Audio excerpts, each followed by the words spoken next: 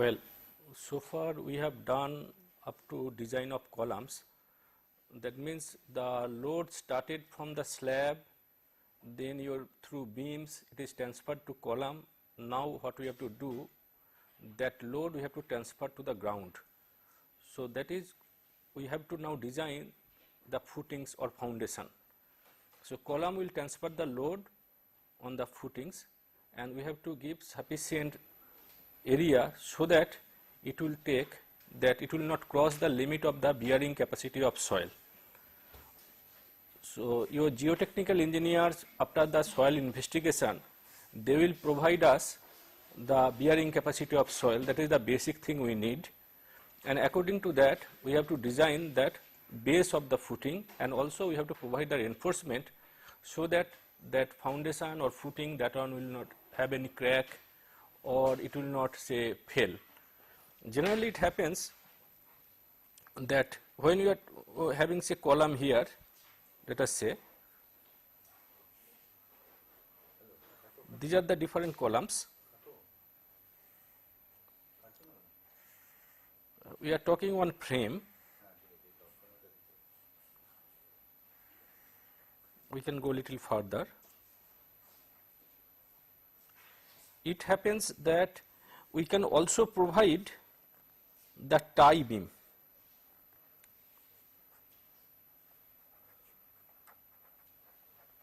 It means we are providing here tie beams.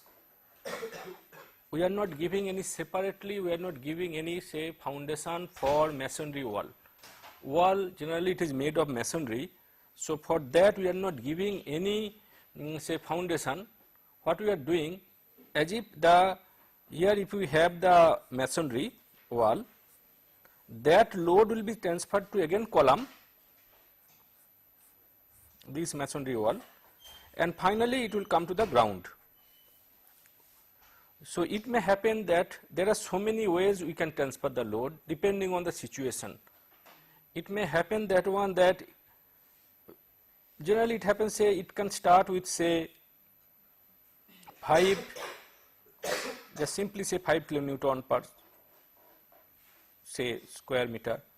Then we can have say your 10, like that. This is the bearing capacity. So we can go to the different bearing capacity, we can go, and depending on if the bearing capacity is less and load is more on the column, then your footing size will be bigger. So if you have a plan of a building,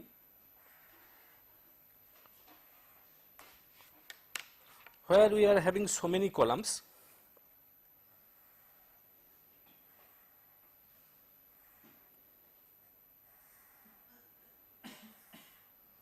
and each of them, what is wrong with it? Each of them we have different column position.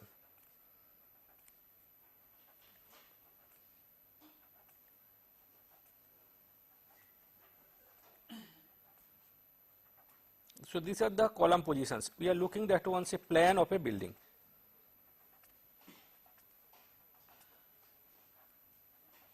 This is the plan of a building, and these are all columns. We have to give certain dimension of the footing, because directly that if we just simply say 300 millimeter by 300 millimeter, 400 millimeter by 400 millimeter, that column. So you can consider that one compared to the dimension of the building, you can almost consider that column dimension is just like as a needle. That means if you just keep it over the soil, it will just simply pierce. So because the soil bearing capacity, that how much load it can take, that one dependent on that whether it will pierce or not. If it is hard soil, if it is rock, then obviously it will not penetrate, otherwise it may penetrate. So because of that, you have to give certain dimension here also, and that we shall find out, and it is very simple. If P is the load and bearing capacity, say I can consider say any bearing capacity, say SBC, soil bearing capacity, if I consider. So I can find out P by A is the footing area. So if I know maybe say 10 ton per square meter. So if we have say 10 ton per square meter is your say bearing capacity of soil, so depending on that we can find out the safe bearing capacity of soil. If we know, then I can find out what is the area of the footing that will be equal to P by say safe bearing capacity of soil. So I can find out the area of the footing that we can find out. And then whether we shall provide that one say rectangular column, rectangular footing, square footing, or if this area comes, say it may happen this area is coming such a way that if I consider the individual footing, then it may overlap. That is also possible. That means here the whatever area I am getting for this column footing and whatever area I am getting this footing, that it may overlap, or we are having very little, very small, maybe say 100 millimeter, maybe say 50 millimeter gap. So we can avoid that. So that way we can make it say full whole one, as I say, just a wrapped one, we call it wrapped. That type of foundation also we can make it. For bridges particularly, also for say your high rise buildings, for that also we have say pile foundations. If it is, so particularly for bridges that we make it say pile foundation, also for buildings also we make it, high rise buildings, not for ordinary one, say your say 3-storied, 4-storied or 5-storied, not like that. But if the bearing capacity is less, then we have to make pile foundation also, that is also possible. Now one case it may happen that is called say isolated footing. Our objective in this class just to introduce what are the different forces come in the footing and how to design, what aspect you have to consider, that is our objective. If you know one or two cases, then immediately we can do for any other case. So that is our objective here. So isolated footing, it may be square, it may be rectangular,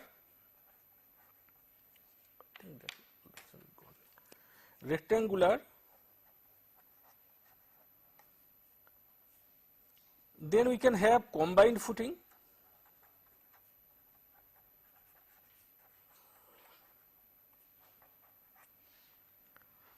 simply we can have only say the two columns, the columns are so close we cannot give on any isolated footing. In that case I can give one combined footing. The combined could be maybe for 3 or 4 also, but generally we make it for at least for 2, we generally make it here. Now what type of let's say that footing size, all those things you can find out for combined footing. The other one say footing on or piles.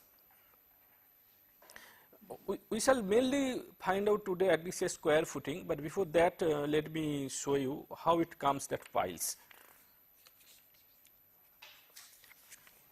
The pile footings, it comes generally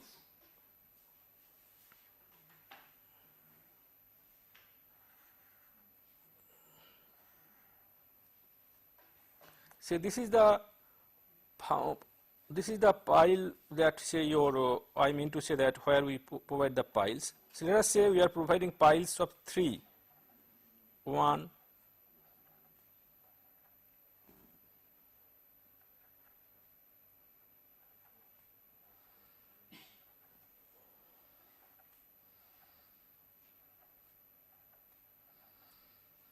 'So there are say 5 into 3, 15 piles.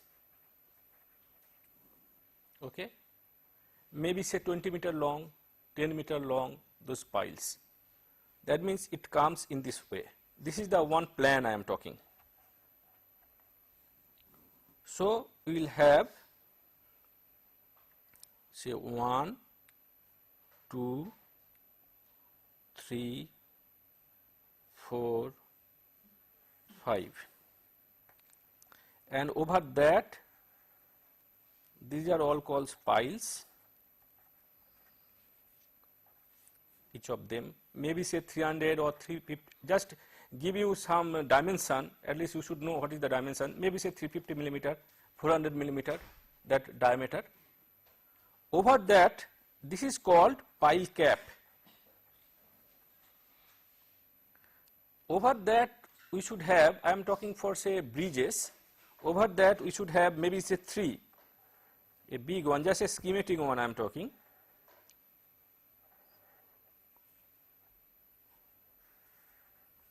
These are called piers,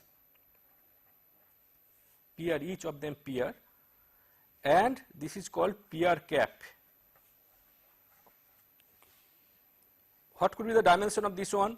It may happen 1200 millimeter dia, 1500 millimeter dia of the piers, each of them, because I have just to give you certain dimension.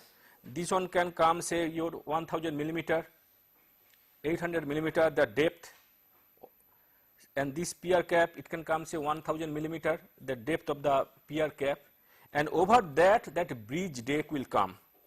We provide the bearing, these are called bearing, and over that your bridge deck will come. This is called bridge deck.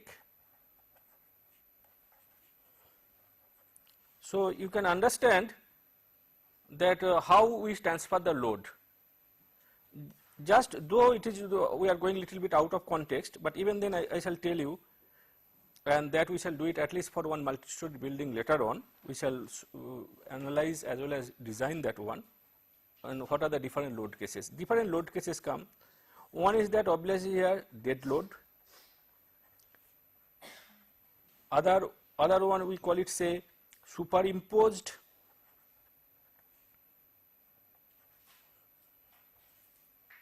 dead load, then live load in terms of say vehicle load. There may be different classes of vehicles. Here what happens here, that just for your reference I shall tell you, one, so far you know that IS, Indian standard.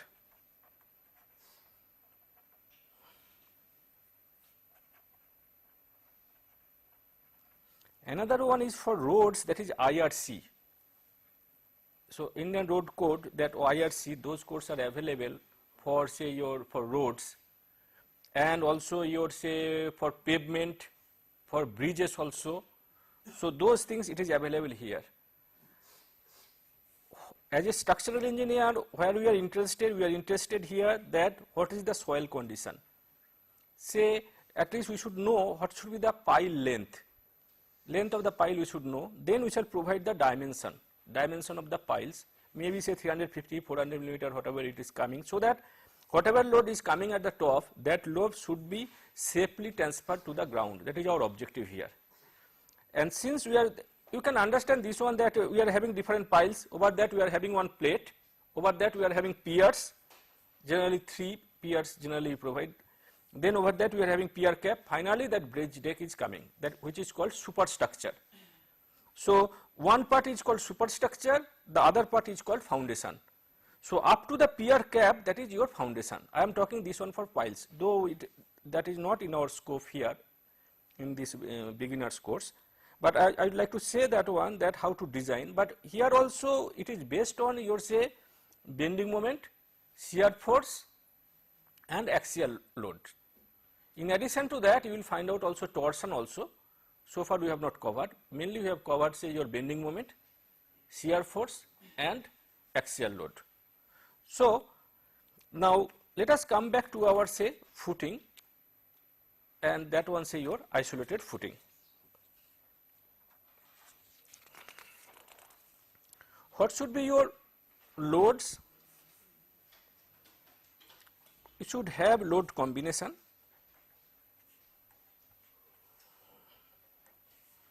Number 1,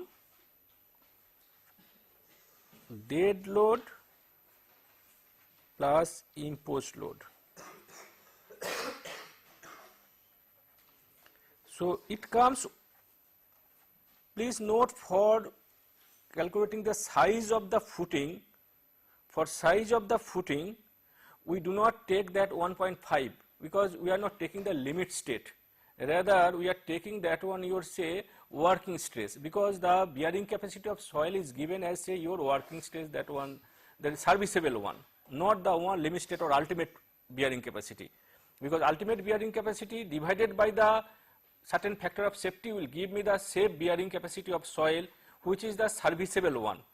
So that's why here we do not multiply with that 1.5, we multiply with say 1.0, that is for dead load, plus 1.0 say live load. That is one case. The other case, that dead load plus wind load, which comes as 1.0 dead load multiplication factor 1 plus 1.0 wind load. It could be earthquake load also. Number 3, dead load plus imposed load or live load plus wind load or earthquake. So it could be earthquake load or wind load. Which one is the governing one, that we have to find out, we check it.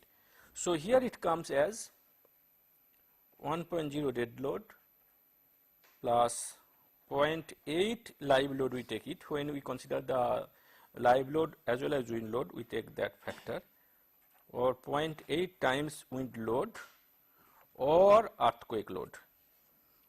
What I do like to say here, these are the, whenever you are doing analysis, you have to find out different cases, that which one is the governing one. You have to get different load cases. Different load cases. For this, say your building, we get, these are the 3 different load cases we generally get. So dead load, live load, that is one case. Then it may happen only dead load also, another one case also it may happen. Dead load and imposed load, dead load and wind load, dead load, imposed load and wind load, or earthquake load. Either of them we shall take it. We generally do analyze and find out which one is the governing one, and we take that load.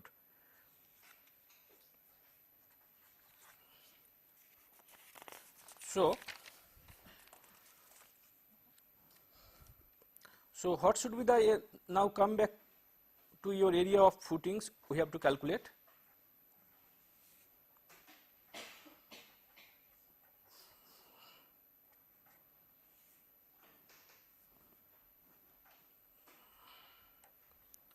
So service load on column divided by safe bearing capacity of soil below. So if we know the service load, that means after giving the proper multiplication factor 1.0 this case, or 0.8 with the live load and wind load when you are talking. So service load on column divided by safe bearing capacity of soil, whatever there, on the basis of that you can get that area of footings. So up to this you will get your that service load, but now you have to give your say dimension, thickness of the footing. When you have to give the thickness of the footing, in that case what you have to do, then we shall go to the factored load. So factored load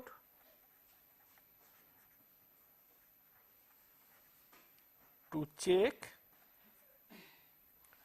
thickness of footing. In this case we can have,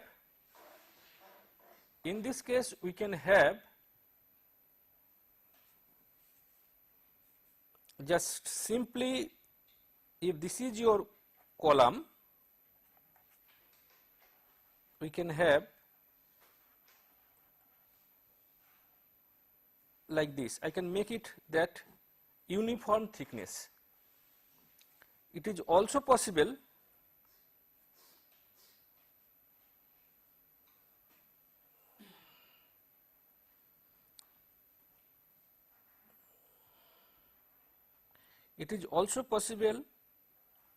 to make it sloping,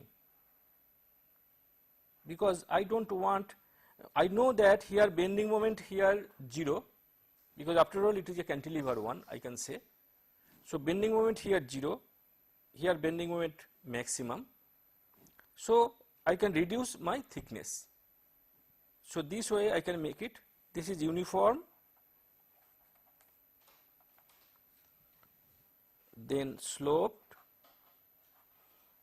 sloping, and the third one also possible, we can make certain kind of step.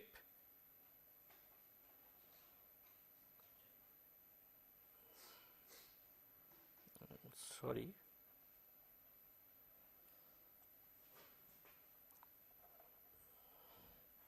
Like this we can provide.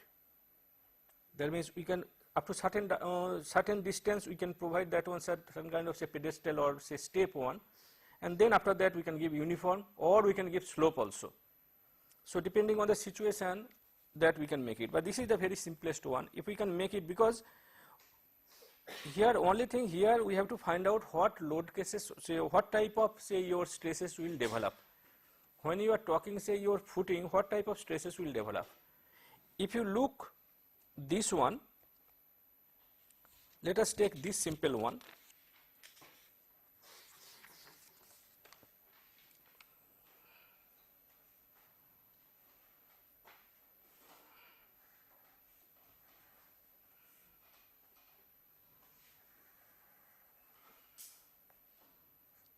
Let us say the load applied P and moment say M, okay, and the plan of the footing, let us say this is B, that width, and this is length L.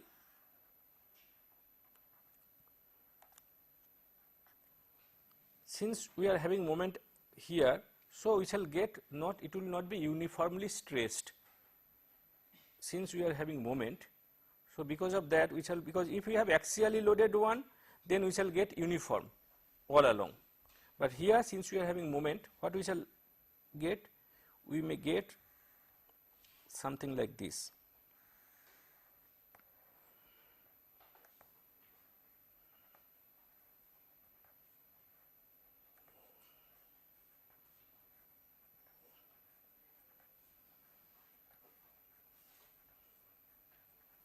So this one let us say Q1 maximum stressed, this one you say Q2.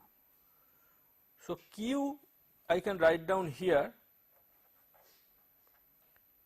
P by B into L, and let us say plus minus M by Z. Z is the section modulus I can say. So 6M by B L square, I equal to B L cube by 12, I of this one with respect to this axis, B L cube by 12. So and so M Y by I, we are talking here B, L by 2 and here another L by 2, because we are with respect to this. In other way I can say that Z equal to I by L by 2, which comes as B L square by 6. So I can get Q. So this side, that is Q1, let us write down Q1 or 2. So Q1 will be P by BL plus minus 6M by BL plus 6M by BL square, and this side Q2 P by BL minus 6M by BL square. That means depending on the, and other way also we can make it the other, we can do one trick. What we can do, since we are having this one, that means say E equal to M by P, E equal to M by P. I would like to make it uniform. I would like to make this one uniform, this stress. What we can do? So we shall do it like this. We shall have little offset.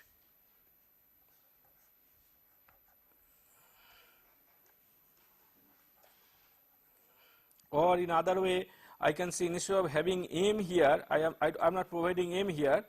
What I am doing, as if it is at a distance, say your, sorry, I should make it here a little bit. I'm sorry. Let me make it clearly. Let me write down. I'm sorry. Okay. So I want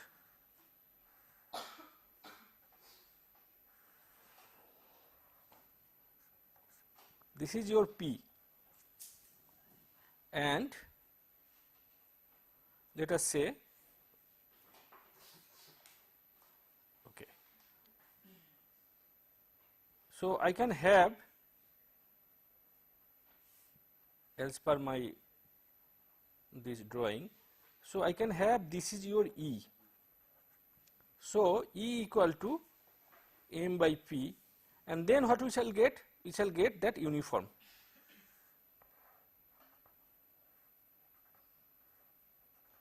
Uniform soil pressure. Okay.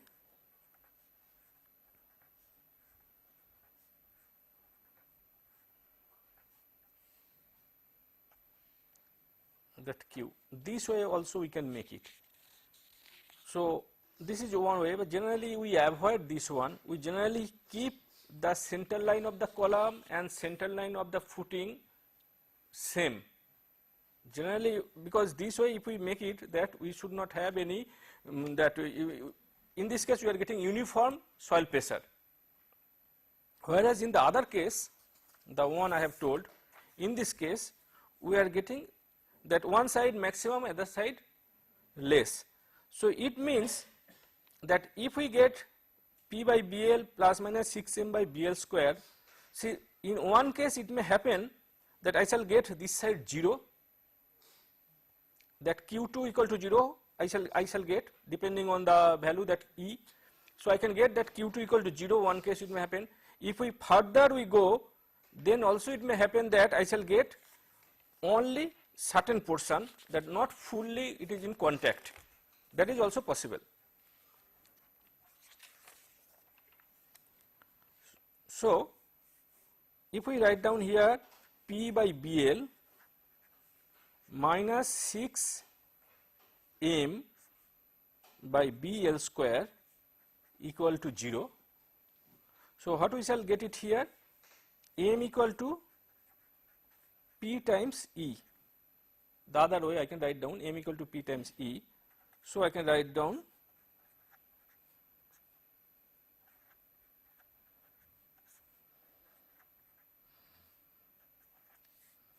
or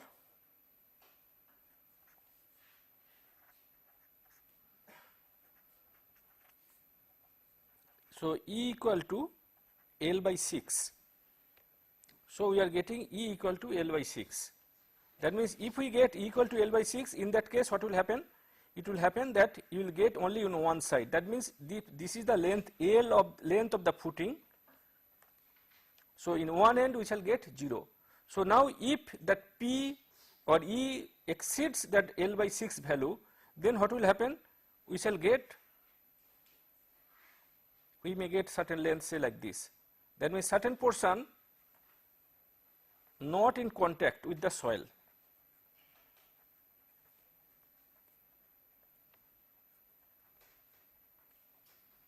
This is if E greater than L by 6. This means E equal to L by 6. So these are the different cases we generally consider, that E equal to L by 6, greater than L by 6, all those things. So generally we avoid. Okay. So let us now come back the thickness of the foundation or footing.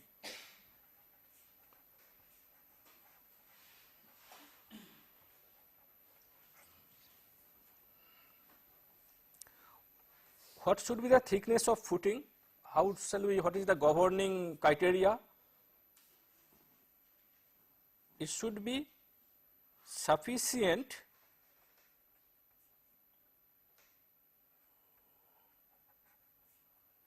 to resist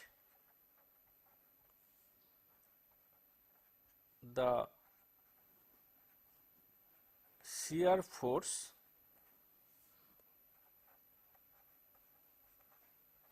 without shear steel.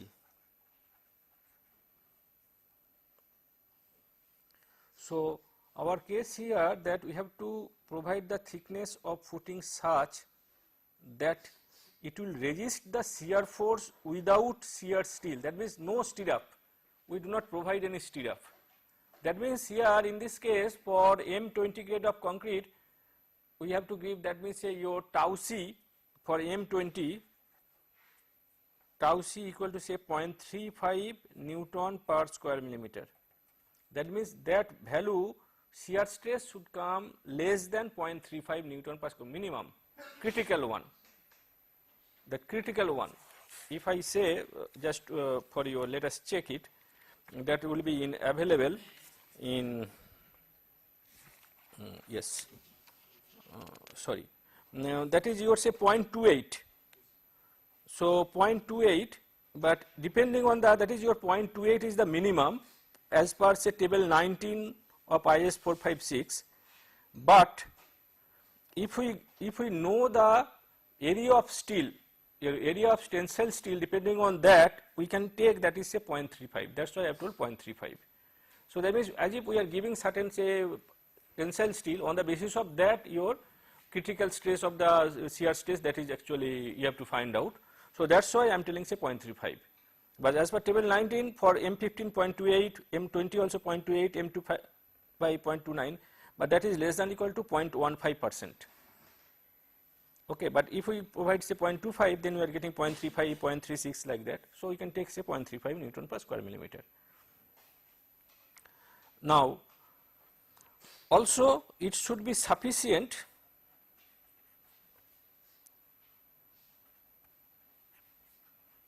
to resist the bending moment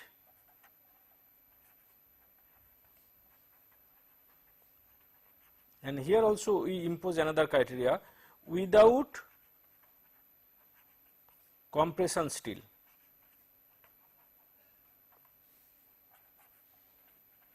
So that means shear force without shear steel, that means there is no stirrup, and bending moment without compression steel, that means only we are providing that one say tensile one. So in footing we shall get the tensile one at the bottom, that one we shall get it. So here we are getting that one say without compression steel to do it.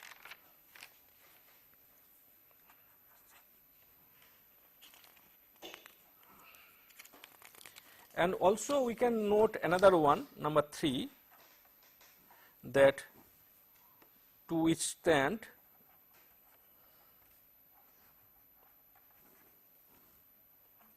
corrosion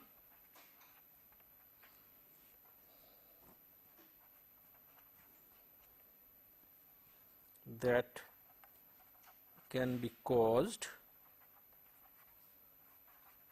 from ground. So at least we should have these 3 cases, at least we should have that. For that we have to provide the thickness.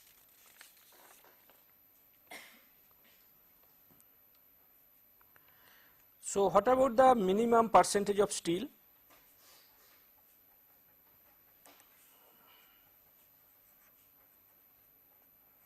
In this case we shall use that slab, that whatever we provide the minimum reinforcements for slab, that is 0.15% for Fe 250 and 0.12% for Fe 415, and this you will get it in, just for your reference, clause 26.5.2.1 of page 48 IS 456 2000. The same clause for slabs. What about your cover?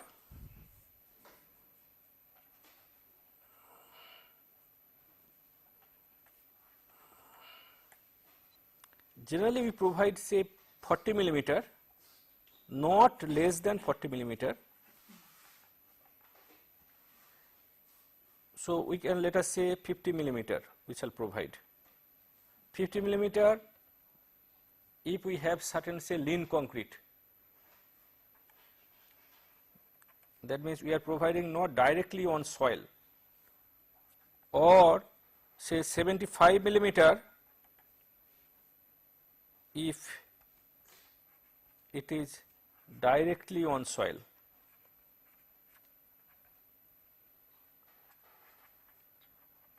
That means if we provide that one, so if then we have to provide 75 millimeter. Generally we provide say sand, then we are having lean concrete, and then we provide that your say foundation.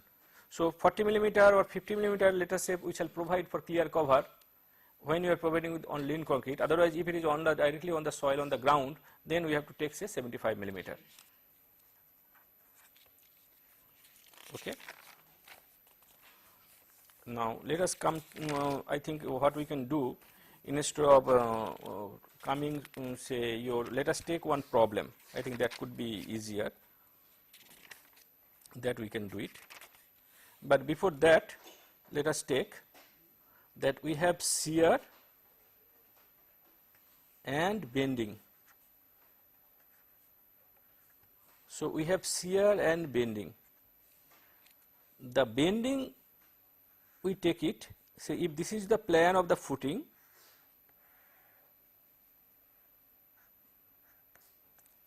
the bending we consider at the face of the column.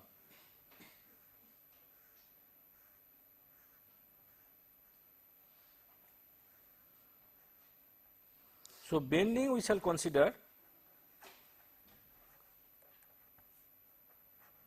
at the face of the column. That means if this is your length L, this is your say B,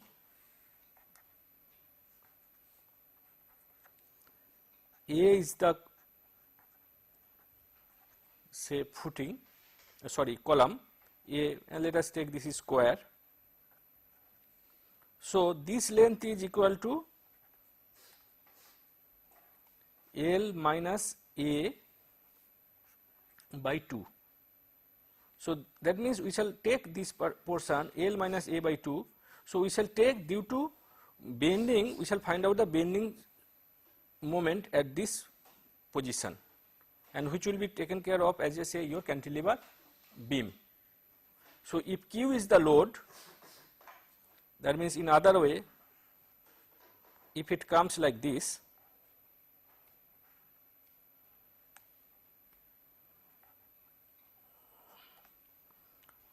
so this is your say Q,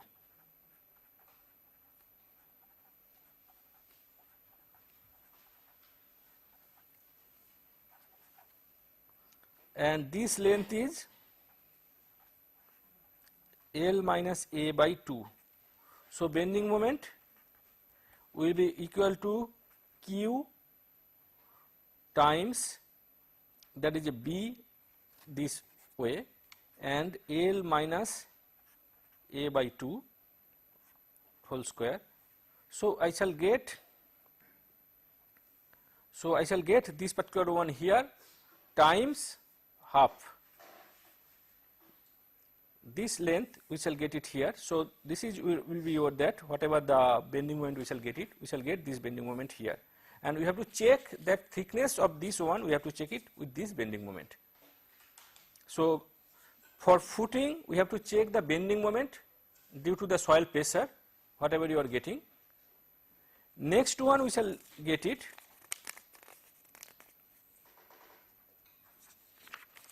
that shear. Shear we have two cases. One we call it one way shear,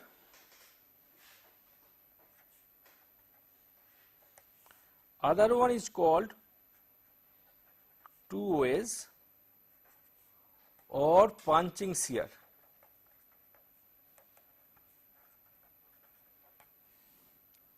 What about this one way shear? One way shear, it means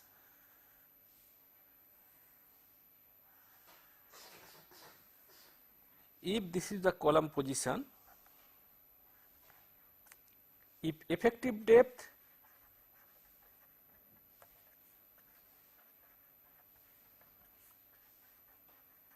of footing D, then we have to take a section at a distance D. So, this is your D. That means the shear force we have to compute at this section compared to the bending moment. We are getting the shear force at this section which is at a distance D from the face of the column, not immediately on the face of the column, which we have done it for bending moment. Here we have to find out at a distance D. That means in other way I can say, as if we are having 45-degree dispersion of the load. So, we are going 45-degree dispersion of the load. So, we are going to that up to say D. That means we are calculating the section here. In other way I can say,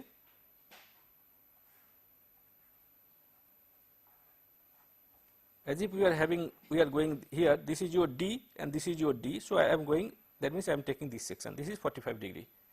So, this is your effective depth D. So, we are calculating here at this section, and this is called one way. Either we can compute here or we can compute here, but if it is rectangular, obviously we have to take the longer direction, not the width, because there the shear force obviously will be less. And what about the punching shear, or two ways or both ways?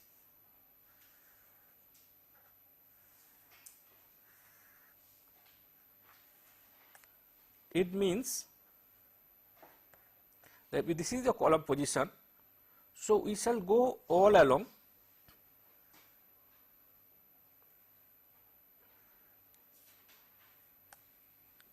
in all sides, and this one will give you at a distance D by 2. D is the effective depth of footing.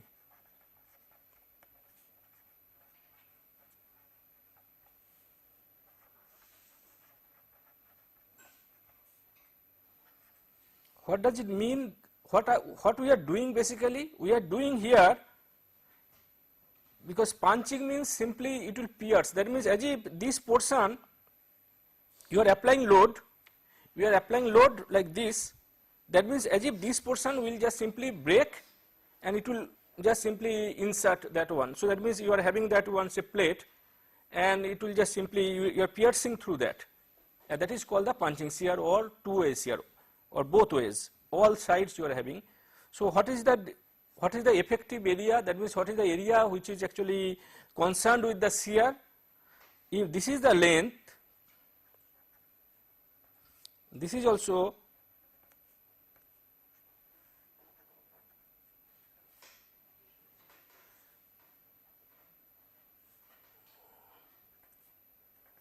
so a column dimension, say square. So, we shall get 4 times A plus D by 2 plus D by 2, the total perimeter. Perimeter equal to 4 times A plus D by 2 plus D by 2, because this is the A and D by 2 this side, D by 2 this side, and 4 times, if it is say square. So, we shall get the perimeter of this one, that is 4 times this one, which comes as 4 times A plus D. What about the shear force? The shear force will be equal to total shear force 4 times A plus D times the depth D. Please note, we are talking the perimeter, this is the perimeter. What about the area? Area means along the, I can say like this, area means this one, because this is the one, say if this is your say at D by 2, we are putting the, I can say this is the column, say your, the calculator that we are putting here, this is the column, and we are going say at a distance D by 2 in all sides. So, we shall get the perimeter that we can compute. So this dimension, if it is rectangular, so it is A and it is small b say, so A plus D by 2, and this side maybe B plus d by 2 we can go. So we can get the perimeter, and we have to find out which will resist the shear. Shear will be resisted by this area. Shear will be resisted because if this is the depth of the footing, shear will be resisted by this area. So this area, what will be this area? This will be the depth. So perimeter times the depth, that we shall get it. So that's what I have written here.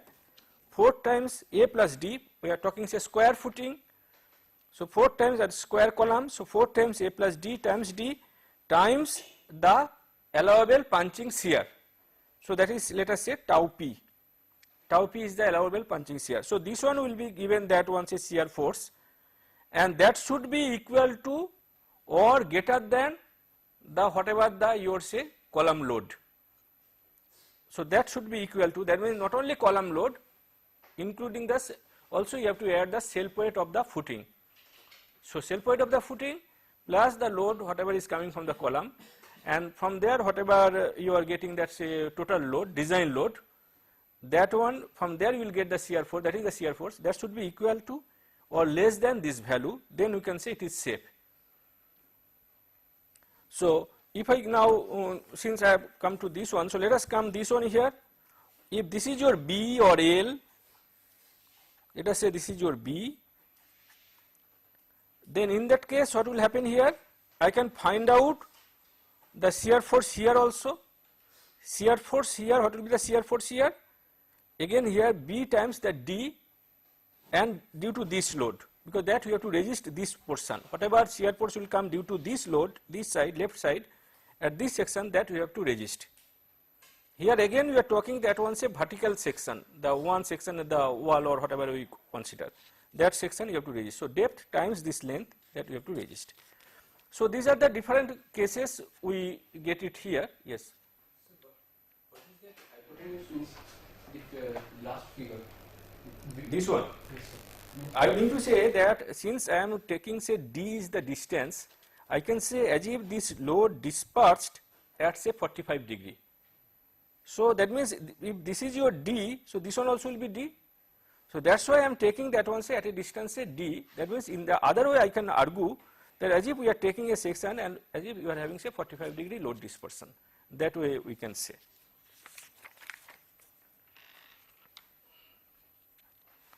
So that means we have to design the your say thickness of the footing. We are having 3 cases. One case is the bending, another case shear. Shear having 2. One is called say one-way shear, another one is called say punching shear or two-way shear. On the basis of that only we can provide the thickness. What we generally do, we generally find the shear in the your footing that is more. So we can start from, we can calculate depth. Generally the usual procedure in design, you calculate depth from any one of the 3, either shear from punching, shear from one way or bending. You can calculate the depth and you check for others whether it is satisfied. So that is the usual procedure. Here what we can do, we can check for the one-way shear, sorry, we can find out the depth from the one-way shear and then we can calculate for others. So let us check here. I think we can start solving one problem. But before that, I think we shall get time. So we shall take maybe say, let us keep it for the next class. So let us at least tell say minimum depth.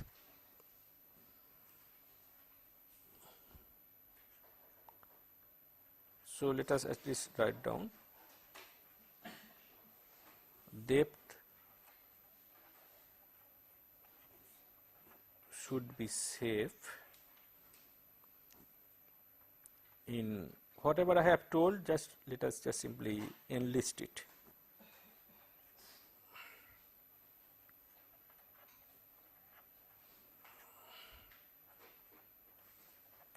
The depth should be safe in one-way and two-way shear. I have already told, but let us just write down without shear reinforcement.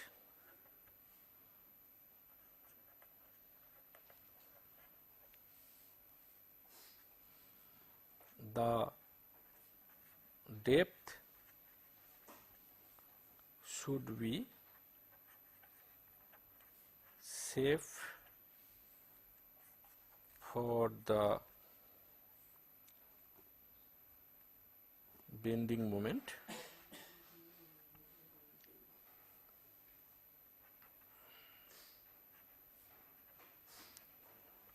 without compression reinforcement.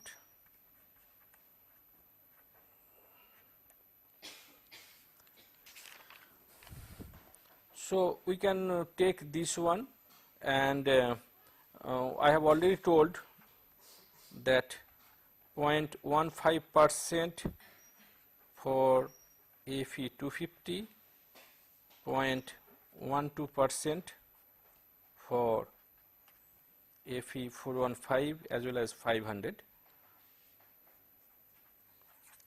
So, this depth you have to provide, and also we can say 150 millimeter at the edge of the 150 millimeter at the edge of the footing. This should be the minimum depth. I can write down here 150 millimeter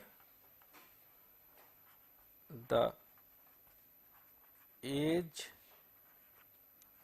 of the footing. So, but 300 millimeter if it is on pile foundation, 300 millimeter, that is the minimum. This one I am talking minimum. So, minimum 150 millimeter at the edge of the footing, if it is a minimum 300 millimeter if it is on the pile. So, I think I can stop here today. So, next class we shall solve problem at least one square footing, and because our main objective here that we would like to finish it, that what all the different components, this footing, because we have done slab, we have done beam, we have done say columns, and we have done say your, now we are doing footing, and one more we have, that is your say staircase. So that for at least for a building we shall have all the components, then only we shall start with say at least one multi-story frame, multi-story building we shall design for all the components starting from the analysis and the design. Okay, thank you.